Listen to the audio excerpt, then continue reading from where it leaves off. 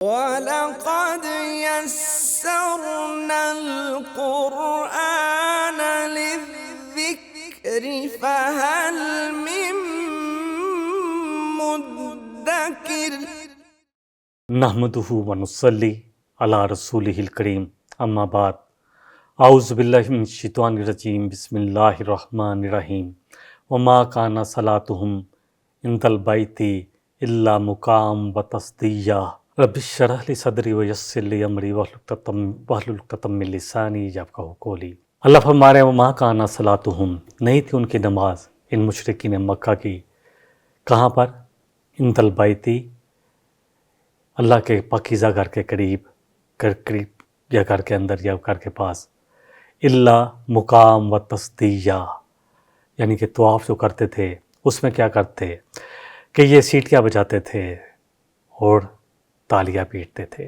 مقام جو ہے اس کا معنی ہے سیٹی بجانا، اور تصدیہ جو ہے وہ تالیاں پیٹنا۔ اللہ فرما رہے ہیں فَذُوقُوا الْعَذَابَ بِمَا كُنتُمْ تَكْفُرُونَ، تو جو تم یہ ایسی حرکتیں کر رہے تھے، اللہ کی ناشکری جو اللہ نے طریقہ بتایا تھا اپنے طریقے ایجاد کر لیے تھے، تو چکھو اللہ کے عذاب کا مزہ، جو تم اللہ کی ناشکری کر رہے تھے کہ اللہ کا گھر تمہارے پاس ہے اور تم نے 360 بت لا کر رکھ دیے، اور پھر تالیاں اور سیٹیاں، اور اسی طرح برہنہ طواف بھی ہوتے تھے۔ اللہ اکبر اللہ اکبر، اور عورتیں اس میں زیادہ برکت تھی، اور سمجھتے تھے کہ ہم جو لباس دنیا کے پہنتے ہیں ان پر تو گندگی ہے، تو ہم خالص جس طرح پیدا ہوئے تھے اس طرح جاتے تھے۔ اتنی بے حیائی، سیٹیاں بجانا، یہ سب کچھ کرتے تھے۔ ابن عباس کے قول کے مطابق سیٹیاں اور تالیاں بجانے کی عبادت تھی، اور مجاہد اور مقاتل کے قول کے مطابق نبی صلی اللہ علیہ وسلم کو عذاب پہنچانے کے لیے یہ کچھ کرتے تھے کہ جب آپ نماز پڑھ رہے ہوتے تھے تو سیٹیاں اور تالیاں بھی پیٹتے تھے۔ ابن عباس کا قول زیادہ قریب تر ہے، کیونکہ اللہ تعالیٰ نے ان کے افعال کو ان کی نماز قرار دیا ہے کہ یہ ان کی عبادت، یہ اللہ کی عبادت اس طرح کرتے تھے،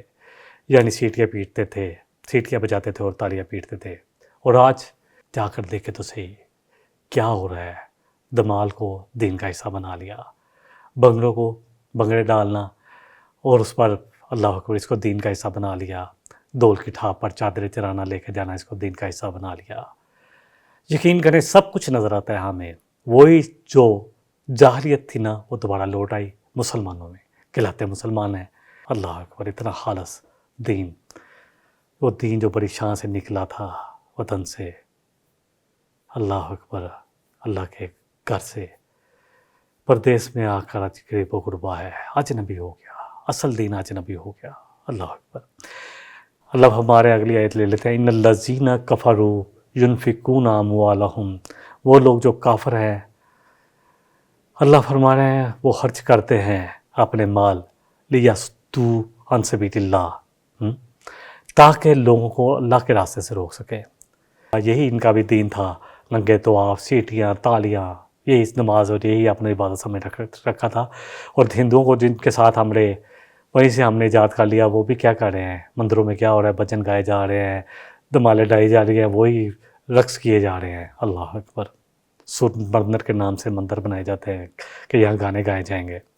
ان الذین کفروا ینفقون اموالہم لیصدوا عن سبیل اللہ، یہ سب کچھ جو ہے نا پیسے خرچ کرتے ہیں لوگوں کو اللہ کے راستے سے روکنے کے لیے۔ لوگ ایسی محفلوں میں جاتے ہیں، قرآن کی محفل میں کیوں جائے؟ کھانے کی ساتھ دعوتیں دی جاتی ہیں، اور پھر بہت ساری شرکیہ کام کیے جاتے ہیں، اور پھر لوگوں کو بلایا جاتا ہے کہ آجو دعوت میں ٹکٹیں ملیں گی جہاز کی، عمرے کی، وہ پیسے خرچ کرتے ہیں۔ اللہ فرما رہے ہیں، اور انہوں نے بھی خیر اصل جو ہے قریش مکہ کی طرف سے ہے، اور اسپیشل کہتے ہیں ابو سفیان نے اس موقع پر بہت زیادہ سونا دیا۔ اللہ اکبر۔ فَسَيُنْفِقُونَهَا، پس وہ خرچ کرتے ہیں، ثُمَّ تَكُونَ عَلَيْهِمْ حَسَرَةً، یہ سب کچھ ان کے لیے حسرت بن جائے گا۔ ثُمَّ يُغْلَبُونَ، پھر وہ مغلوب کیے جائیں گے، وَالَّذِينَ كَفَرُوا إِلَىٰ جَهَنَّمَ يُحْشَرُونَ، پھر ان سب کافروں کو جہنم میں اکٹھا کیا جائے گا۔ اللہ کے واسطے اصل دین کی طرف آئے، اللہ کے واسطے پڑھ لیں، صرف سنا کر اللہ اکبر زندگی نہ گزار جائے۔ جو بات کرنی ہے وہ تحقیق کے ساتھ کریں، قرآن حدیث اصل سورس ہے۔ کوئی بھی بات کسی بھی مقام پہ فکر کا کہے، الحمدللہ سب مسلمان ہیں۔ میں نبی صلی اللہ علیہ وسلم کی وہ حدیث اس لیے بیان کرتا ہوں کہ جس نے کلمہ پڑھا جو تم پڑھتے ہو، تمہارا ذبیحہ کھا لیا اور تمہارے قبلے کی طرف منہ کر کے نماز پڑھتا ہے، وہ مسلمان ہے۔ اس لیے میں کسی کو کفر کے فتوے دینے والوں کو بھی خلاف ہوں کہ اللہ کے واسطے رک جاؤ، رک جاؤ۔ اللہ اکبر، کیا بنے گا؟ فرقہ بندی ہے، کہیں ذاتیں ہیں، کیا زمانے میں پنپنے کی یہی باتیں ہیں؟ یوں تو تم مرزا بھی ہو، یوں تو تم سید بھی ہو، مرزا بھی ہو، اقوام بھی ہو، یہ بھی بتاؤ کہ مسلمان بھی ہو، یہ بھی بتاؤ تو صحیح کہ مسلمان بھی ہو۔ کیا کریں، کہاں جائیں، کیسے سمجھائیں؟ ایک ہی چیز ہے جو مجھے اور آپ کو نکالے گی اس فرقہ واریت سے، وہ ہے قرآن، پھر نبی صلی اللہ علیہ وسلم کا فرمان اور وہ حدیث جن میں لے وما انا علیہ وصحابی، وہ لوگ جو اللہ کے رسول اور اللہ کے رسول کے صحابہ کے طریقے پر ہوں گے، اللہ کے رسول صلی اللہ علیہ وسلم جو میرے اور میرے صحابہ کے طریقے پر ہوں گے۔ پڑھنا پڑے گا ہمیں عشر مبشرہ کو، صحابہ کو، اور خصوصاً چار خلفائے راشدین کو، کیا کیا انہوں نے، کیسی قربانی ہے صحابہ کی۔ اللہ فرمانے ثم تکون علیہم حسرتاً، پھر یہ سب کچھ جو بھی خرچ کیا ہوگا ان کے لیے، جو آج جو بھی کر رہے ہیں نا، لاکھوں کروڑ روپے لگا کے، وہ جو شریعت سے چیزیں ثابت نہیں ہیں وہ کر کے اپنے آپ کو سمجھنے ہیں کہ ہم کچھ اجر پائیں گے، اللہ فرما رہے ہیں کہ ان کا سب کیا ہوا حسرت بن جائے گا۔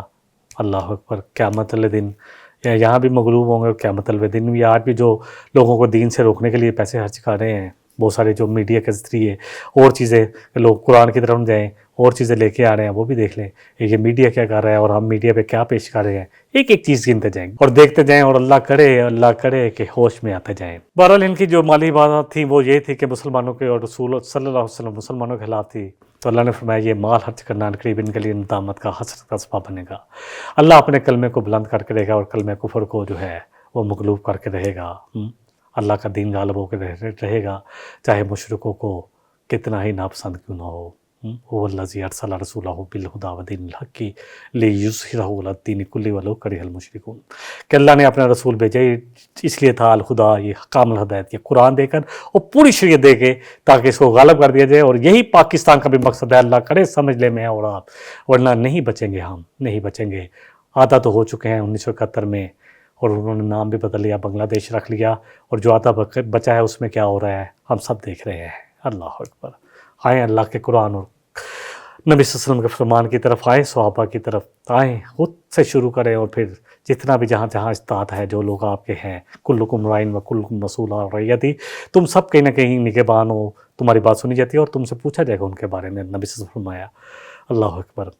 بہرحال انجام کار جو حسرت، جو مال لوگوں کو اللہ سے کے راستے سے روکنے کے لیے خرچ کیا ہوگا، اپنا بنانے کے لیے کیا ہوگا، کیونکہ ان کثیر من اخباری و ربانی، یہ جو بڑے بڑے پیشوا بنے ہوئے ہیں، یہ لوگوں کا مال ہڑپ کر لیتے ہیں اور ان کو اللہ کے راستے سے دور کر دیتے ہیں۔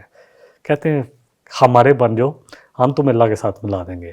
اللہ والا نہیں بناتے کسی بشر کے لیے۔ سورہ آل عمران میں کہ کسی بشر اور نبی کے لیے یہ ہے ہی نہیں جائز کہ وہ لوگوں کو مجھے میرے بن جو، بلکہ وہ تو لوگوں کو اللہ والا ربانی یون بناتا ہے، رب والا بناتا ہے۔ بہرحال اس آیت کا پس منظر یہ ہے کہ ابو سفیان نے اس وقت 40 اوقیہ سونا خرچ کیا تھا، جو ہے جب آیا تھا جنگوں کے لیے، جب اگلی جنگ ہوئی تو اس نے کہا تھا کہ اب بدلہ لینا ہے تو 40 اوقیہ سونا۔ اللہ ہمارے یہ جنگوں کا مقصد کیا ہے؟ لیمیز اللہ الخبیث من الطیب، تاکہ اللہ خالص کر دے، علیحدہ کر دے، تمیز کر دے کہ کون ہیں جو پاک لوگ ہیں اور کون ہیں حبیث ہیں۔ وَيَجْعَلَ الْخَبِيثَ بَعْضَهُ عَلَى بَعْضٍ، اور بعض حبیثوں کو سب کو اکٹھا کر دے۔ فَيَرْكُمَاهُ جَمِيعًا، پھر ان کو ڈھیر بنا دے، سب کو ڈھیر بنا دے۔ فَيَجْعَلَهُ فِي جَهَنَّمَ، اور پھر ان سب کو جہنم کا ایندھن بنا دے۔ أُولَٰئِكَ هُمُ الْخَاسِرُونَ، اور وہی لوگ ہیں جو خسارے میں ہیں۔ کون ہیں؟ جو پاکیزگی کی طرف نہیں آتے، حباست کی طرف لگے ہوئے ہیں، جو حبیث کاموں کی طرف لگے ہوئے ہیں، پاکیزگی کی طرف نہیں آتے۔ اللہ اکبر۔ آیت نمبر 37 تھی۔ اللہ نے کفار اور مومن کے درمیان فرق بتا دیا ہے کہ کفار جو ہے وہ اللہ کے ہاں ناپاک ہیں، اور مومن جو ہیں وہ پاک ہیں۔ اللہ اکبر۔ اور آخرت میں بھی فیصلہ اسی طرح ہوگا، دنیا میں بھی ان میں فرق ہے، اور آخرت میں ہی وہی پاک کہلائیں گے اور وہی اللہ اکبر جو ہے حبیث کہلائیں گے، جو اللہ کی باتوں کو نہیں مانتے، اور جو مانتے ہیں وہ پاکیزہ ہوں گے، طیب ہوں گے۔ اور پھر اللہ ایسے لوگوں کو جہنم میں ڈال دے گا، ایک کے اوپر پہ ایک بنا کر، بوجھ ڈھیر بنا کر ڈال دیا جائے گا۔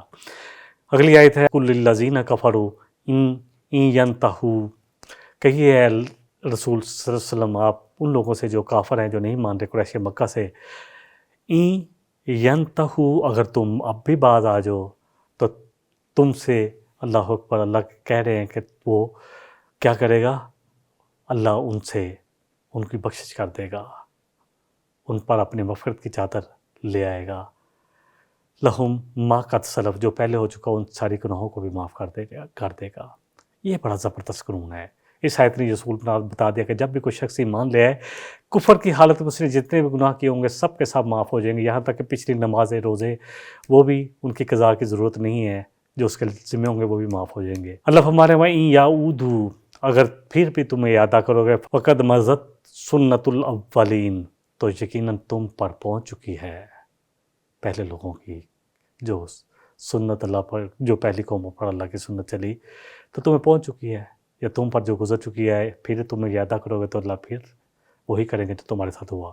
اس آیت میں ان کافروں کی طرف اشارہ ہے جو جنگ بدر میں مارے گئے، ان کی پچھلی امتوں کی طرح ان پر عذاب نازل ہوا، اور ان لوگوں کا انجام اللہ فرما رہے ہیں، پچھلی امتوں کا انجام جو ہے قرآن میں بار بار تمہارے سامنے آ رہا ہے کہ کیا ہوا، اور اگر تم ضد سے باز نہ آئے تو پھر تمہارا ویسے ہی انجام ہوگا۔ اب یہ آیت مسلمانوں کے لیے آ رہی ہے۔ اللہ اکبر، آیت نمبر 39، وَقَاتِلُوهُمْ حَتَّى لَا تَكُونَ فِتْنَةٌ وَيَكُونَ الدِّينُ كُلُّهُ لِلَّهِ، قتال کرو، وَقَاتِلُوهُمْ، اللہ کہہ رہے ہیں مومنوں قتال کرو اللہ کی راہ میں، حتیٰ یہاں تک کہ لا تکون فتنۃ، کسی قسم کا کوئی فتنہ انتشار باقی نہ رہے، وَيَكُونَ الدِّينُ كُلُّهُ لِلَّهِ، اور دین جو ہے پورے کا پورا خالص اللہ کے لیے ہو جائے۔ خالص دینی اللہ کو منظور ہے۔ جو جتنے بھی ہم نے فتنے، جتنے میں نے ذکر بھی کیے، جو بدعات ہے یہ بھی فتنے ہیں، یقین کرے بہت بڑی فتنہ کس کو کہتے ہیں؟ آزمائش۔ لوگوں کو بدعات کی طرف لانے والے کون ہیں؟ جن کو سمجھ بوجھو اور پھر وہ اپنا بنانے کے لیے یہ بدعات کو ایجاد کر لے، یا ناسمجھی میں بغیر سمجھے کہہ دے۔ اور سب سے بڑا جھوٹا کون ہے؟ اللہ نے جو بات نہیں کی وہ اللہ کی طرف سے کر دی جائے، اور نبی صلی اللہ علیہ وسلم فرمایا کہ جو میری طرف سے بھی ایسی بات کرے جو میں نے نہیں کی اور اپنی طرف کہہ کہ نبی صلی اللہ علیہ وسلم فرمایا، تو اپنا ٹھکانہ جہنم پکڑ لے۔ تو اللہ اکبر، یہ بھی تو بہت بڑا فتنہ ہے۔ بہرحال فَإِنْ انْتَهَوْا فَإِنَّ اللَّهَ بِمَا يَعْمَلُونَ بَصِيرٌ، اگر تم، اللہ فرما رہے ہیں کہ پھر اگر وہ باز آ جائیں تو پھر اللہ وہ دیکھ لے گا، اللہ ان کے وہ جو وہ اعمال کرتے ہیں ان کو خوب دیکھنے والا ہے۔ فتنہ کس لیے؟ اللہ فرما رہے ہیں جہاد کس لیے ہوگا؟ تاکہ فتنہ باقی نہ رہے۔ جیسا کہ سورہ توبہ میں آگے آئے گا، جزیرہ عرب کو اسپیشلی مکہ اور مدینہ میں اسلام جو مرکز ہے اسلام کا، اس میں کافروں تک اس وقت تک جنگ کی جائے گی جب تک کہ کفر ختم نہ ہو جائے، کفر کی حالت ختم نہ ہو جائے، اور مسلمانوں کو یہی حکم دیا گیا ہے کہ وہ ان سے جہاد کریں اس وقت تک کہ جب تک نہ ہو۔ اور یہ جہاد ہوتا رہا، نبی صلی اللہ علیہ وسلم مدینہ سے آئے اور سن 8 ہجری میں الحمدللہ مکہ فتح ہوا، اور یہ پورا ہوا، اور اس کے بعد اعلان کر دیا گیا کہ اب کوئی بھی جو شخص 4 مہینے کا ٹائم دے دیا گیا، سورہ توبہ میں ہم پڑھیں گے سورہ توبہ میں کہ 4 مہینے کا ٹائم ہے، یا یہاں سے نکل جاؤ، یعنی یہ جو اللہ کا جو علاقہ ہے اسپیشلی جو مکہ اور مدینہ ہے، جو حجاز پاک ہے، اس سے نکل جاؤ، تم چلے جاؤ، تم نے ماننا ہے یا نہیں ماننا تو نکل جاؤ، لیکن یہاں بھی تم رہو اور کفر بھی ہوتا رہے۔ اللہ اکبر، تو یہ دونوں اکٹھے نہیں چل سکتے، پھر تمہارے ساتھ قتال ہوگا، پھر تمہیں نہیں چھوڑا جائے گا۔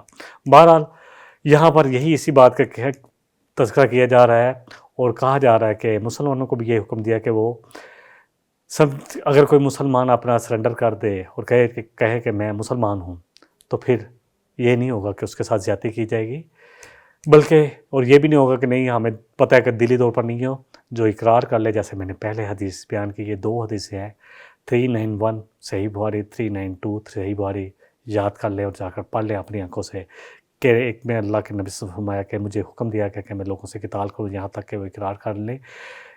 کہاں قتال کرنے کا؟ یہی جو ہے میں نے ابھی بتایا کہ سرزمین عرب پر، کہ اقرار کر لیں اسلام کا، اور پھر اگر وہ اقرار کر لیں اور اے مومنو تمہارے قبلے کی طرف منہ کر کے نماز پڑھیں اور وہی کلمہ شہادت پڑھ لیں اللہ اکبر، اور تمہارے قبلے کی طرف منہ کر کے نماز پڑھیں، تو وہ تمہارے طرح مومن ہے، مسلم ہے۔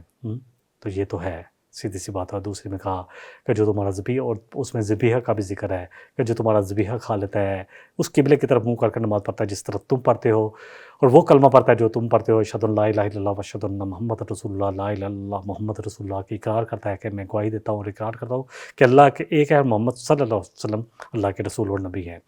اللہ فرما رہے ہیں، اسی طرح ہم نے سورہ البقرہ میں بھی پڑھا تھا، وَقَاتِلُوهُمْ حَتَّى لَا تَكُونَ فِتْنَةٌ وَيَكُونَ الدِّينُ لِلَّهِ، کہ یہاں آیا کہ پورے کا پورا ہو جائے، وہاں آیا تھا دین اللہ کے لیے ہو جائے، وَإِنِ انْتَهَوْا فَلَا عُدْوَانَ إِلَّا عَلَى الظَّالِمِينَ، پھر اگر وہ باز آ جائیں اسلام کی طرف، تو صرف جو ظالم ہیں ان کے خلاف تم کسی کے ساتھ زیادتی نہیں کرو گے۔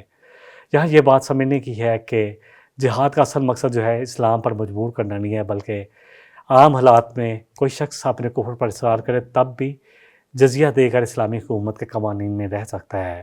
لیکن وہ جو مسئلہ تھا اسپیشلی کہ جزیرۃ جو مکہ اور مدینہ میں یہاں پر کوئی کافر نہیں رہے گا، کوئی غیر مسلم نہیں رہ سکتا، وہ وہاں کے لیے خاص ہے۔ وَإِن تَوَلَّوْا فَاعْلَمُوا أَنَّ اللَّهَ مَوْلَاكُمْ نِعْمَ الْمَوْلَىٰ وَنِعْمَ النَّصِيرُ، پھر اگر یہ منہ پھیریں تو پس جان لو، پھر تم اگر منہ پھیرتے ہو، اللہ کہہ رہے ہیں وَإِن تَوَلَّوْا، بے شک اللہ تو کن کا مولا ہے، مومنت تمہارا مولا ہے۔ وَإِن تَوَلَّوْا، کہ وہ تم سے روگردانی کرتے ہیں تو تم جان لو کہ اللہ تو تمہارا ساتھی ہے، نہیں مانتے تمہاری، نہ مانے تمہیں جھٹلاتے ہیں، تم جھٹلاتے رہے، تو اللہ تمہارا مولا ہے، نعم المولا، بہترین مولا۔ مولا کون ہوتا ہے؟ ولی، کارساز، ساتھی، دوست، سب آ جاتا ہے۔ وہ نعم النصیر، اور سب سے بہتر مددگار۔ دیکھیں اسلام کا وہ اصول جو میں نے پہلے بھی بیان کیا ہے، جو شخص جیسا عمل کرے گا اس کے مطابق اس کو بدلہ پائے گا۔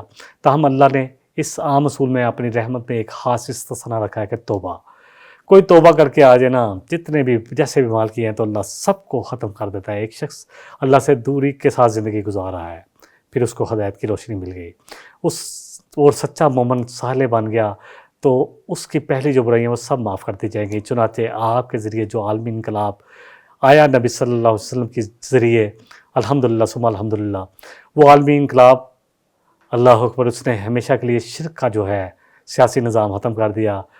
اب شرک ساری دنیا میں صرف ایک مذہبی عقیدہ ہے، نہ وہ کوئی سیاسی نظریہ رکھتا ہے، نہ نظام۔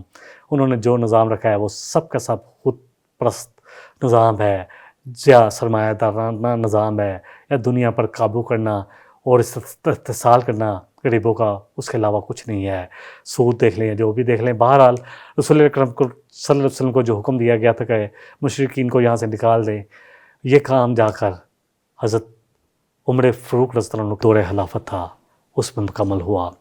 اللہ تعالیٰ سے دعا ہے کہ اللہ ہم سب کو جو بھی ہم نے سنا ہے اور یہ جو بھی بیان کیا گیا، اللہ تعالیٰ سے یہ سب سے پہلے تو یہ دعا ہے کہ اللہ جو مجھ سے کمی کوتاہی اس کو معاف کرے، اور جو حق بات ہے وہ اللہ کی طرف سے ہے، اور جو کمی ہے وہ بے شک میرے ہی علم کی ہے، یا جو کوئی کمی ہے وہ میری ہی زبان کی ہے۔ اللہ تعالیٰ مجھے اور آپ کو، ہم سب کو قرآن کے ساتھ جوڑ دے۔ وآخر دعوانا ان الحمدللہ رب العالمین، سبحانک اللہم و بحمدک، اشہد ان لا الہ الا انت، استغفرک و اتوب الیک۔